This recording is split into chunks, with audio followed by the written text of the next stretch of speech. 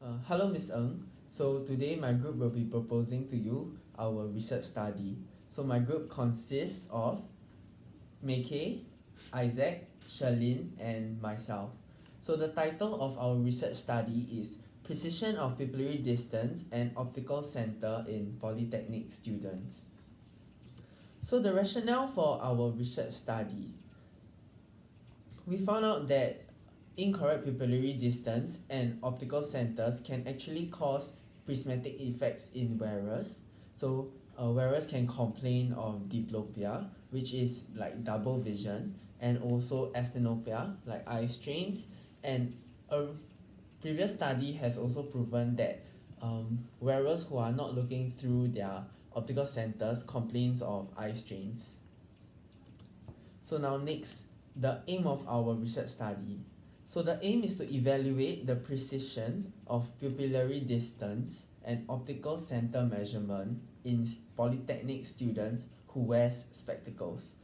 This is because most polytechnic students and even JC students, basically students our age, do wear spectacles, and that we think that aiming in polytechnic students will be a good choice, since most of us will be doing a lot of near work as well. So how are we going to measure? So we'll be using two instruments. The first one being the Pupil Ohm Meter. So Pupil Ohm Meter is to measure the pupillary distance. So the reason for using a Pupil Ohm Meter is so that we can all have a baseline measurement, and that all our measurement will be accurate compared to using a PD ruler. So because using a PD ruler, it's actually quite subjective, and that we can have different findings. So next, Fosimeter. So Fosimeter is basically used to measure the optical centers of the spectacles. So now I will pass my time to Sherlyn to continue to share with you some of the previous study findings. Alright, so I'll be talking about the two previous study findings that we have found. The first one is titled The Induced Prismatic Effects Due to Poorly Fitted Spectacle Frames, while the other one is the nasopupillary asymmetry. Okay, so I'll be talking about the first study, the one which is titled The Induced Prismatic Effects Due to Poorly Fitted Spectacle Frames. So in this study, they use a quantitative descriptive study. So what this study does, that it establishes the associations between variables, and it is able to establish the causality as well. So where they did this study is in the country South Africa, Durban, where 100 participants from University of KwaZulu-Natal. So the results of this study is that majority of the participants' frames were not well aligned for proper optical benefit, and patients were not adequately educated about the importance of the spectacle frame being well aligned on the face. However, the limitation is that the study used a small sample size without including the effects of pentoscopics and phase-form dips. Okay, so now I'm going to move on to the second research study findings that we have found, which is the one titled Nasopupillary Asymmetry. So in this study, they use a retrospective descriptive study. So what this study does is that they look backwards and examine the exposures of suspected risks or factors that has a relation to the outcome of the study. So where they did this study is in the country Bogota, Colombia. So where they recruited 1,262 medical records from various kind of hospitals and obtained the values of nasopupillary asymmetry and also the interpupillary distance. So the results that they have found is that majority of the population do present of some degree of nasopupillary asymmetry. However, the limitation of this study is that nasopupillary asymmetry with other variables were not established. Okay, so now I'm going to pass the time to Isaac. So I'll be talking about the methods, and the first thing would be about the study site. It would be Ngee Polytechnic, as it would be easy for us to use the optometric labs and ophthalmic labs so as to gather our equipment such as the Pupil Ohm Meter and the meter so as to assess the PD and the optical center of the classes and the subjects. So and the polytechnic student, the participants will be polytechnic students from any of the 5 polytechnics such as the Ngee Polytechnic, Singapore Polytechnic, Republic Polytechnic, Nanyang Polytechnic, or Temasek Polytechnic. So any students from any of the 5 polytechnics are eligible to be participants in our research. Also, the research method will be convenient sampling so as to enable us to gather more people so as to conduct our research. So the next thing would be inclusion and exclusion criteria. Inclusion criteria would be to participants with inclusion criteria would be participants with no pre-existing ocular conditions. So no pre-existing ocular conditions mean that the subjects should not have any glaucoma, any cataract, any other pre-existing conditions such as retinitis pigmentosa or anything such as that. So the only condition that they are supposed to have is ametropic conditions such as myopia or hyperopia. So also the inclusion criteria would be participants from any of the 5 polytechnics as aforementioned. So the polytechnics, they can be of any age range but needs to be a student from one of the 5 polytechnics. Also, the participants must wear single vision glasses for at least 1 day a week. So permanent extended wear contact lens wearers would be excluded from this study. Also, participants who do not own a pair of glasses would be excluded from this study, or participants who do not wear glasses at least 1 day a week, such as contact lens wearers, those who wear contact lenses for everyday purposes would not be included in this study as well. So the exclusion criteria would be participants with other health conditions such as diabetes, high blood pressure, or any heart conditions or high cholesterol would be excluded from this study. Also, participants with any ocular trauma or ocular complications would be excluded from this study. This might include eye surgery, LASIK, PRK, or any ocular conditions such as glaucoma, cataract, or any conditions will be excluded from this study. Also, students not from the 5 polytechnics would be excluded from this study, and students not wearing single vision or wearing bifocals, progressives, students who are wearing prism-induced spectacles will also be excluded from this study. Students who have not worn spectacles before or who never wear spectacles, such as ametropic students, will also be excluded from this study.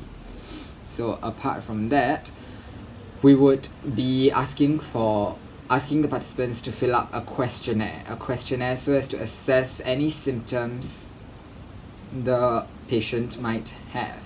So the questionnaire will include the name, date of birth, ethnicity, and gender. Name, date of birth, ethnicity, and gender would be our demographic data.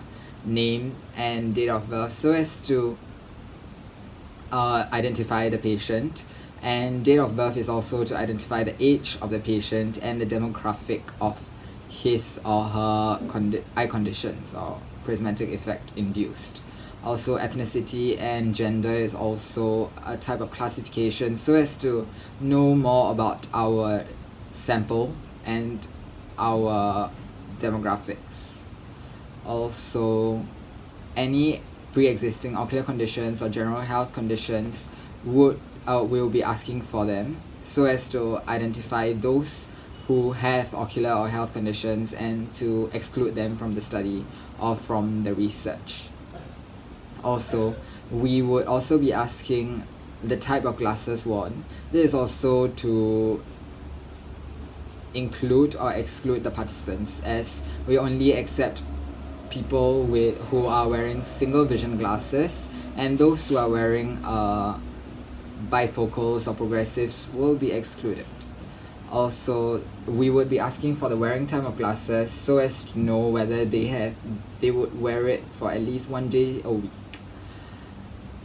We will also be asking for the age of the glasses. This is important as we need to see whether the blur vision is due to the age of RX or it is due to prismatic effect induced.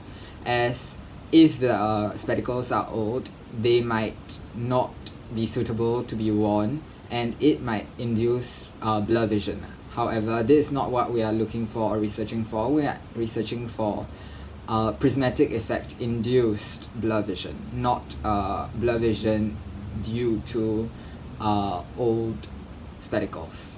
Also, the main part of this questionnaire is for symptoms of prismatic effect induced. This we'll be asking for critically, as we would want to research on whether the poorly fitted spectacles would induce prismatic effects such as asthenopia, blur vision, or any other conditions such as diplopia as well. So after the question, so we'll be giving out the questionnaire. But before that, there is a basic optometry examination. We'll be commencing phosimetry and pupilometry. So phosimetry is to identify the optical center of the glasses. So we'll be borrowing phosimeters from the lab and dotting the spectacles so as to find an accurate way to check the optical center of the glasses. We'll also be attaining pupilometers to check to check an accurate PD of the participants. But however, before all these exams are conducted and researched upon, we will be attending a standardization workshop for Nicholas, Sherlyn, Ngee, and myself, and Ms. Tan, so as to standardize our protocols and how we measure the phosimeter, the optical center of the glasses, and the PD of the participant.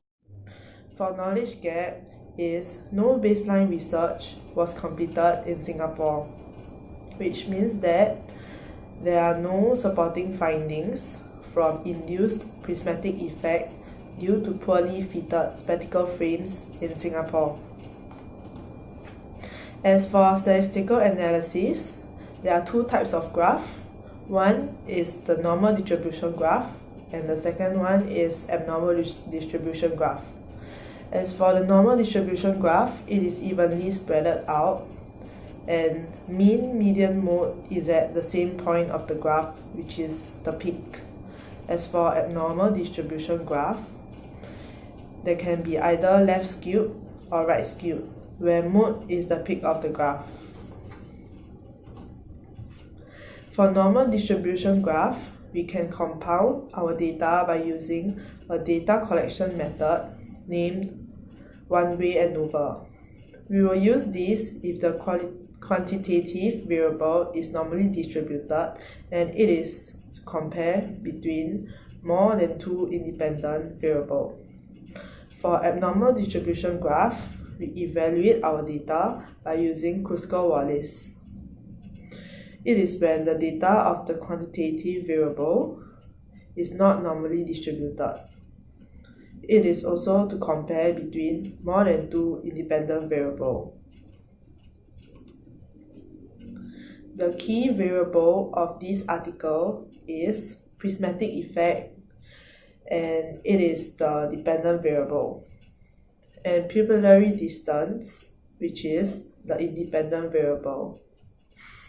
It is to compare the effects due to inaccurate measurements of pupillary distance. So now I will be sharing with you some of the ethical considerations that we are going to have in our study research. So the first point Participants are given a choice to drop out at any point of time. So this also means that if a participant is not comfortable at any point of time, or if they feel like they do not want to continue doing the test anymore, they can just drop out at any point of time. So next point, all participants will be informed of the objective of the study so that they know why are we doing this test for, and also they know what to expect from the test. Next point, all participants will be treated with respect and with no biasness. So this is to ensure that all participants will be treated fairly and that we are also respecting them as a participant. So lastly, recruitment will only be carried out after receiving approval from IRB, which also stands for Institutional Review Board. So this means that our research is legal. So next, I'll be sharing with you the data confidentiality that we will be upholding in our research study. So first one, all participants' data obtained for this study will be kept under lock and key. So to put it in layman's term, it is also to say that all participants' data will be kept secret and only for this study purpose. Next, the names and the personal particulars of the participants will not be used in any other ways. So participants can be sure that we will not be using their particulars to do any other things, such as breaching their particulars. Lastly, these are just some of the references that we got for our research. Thank you.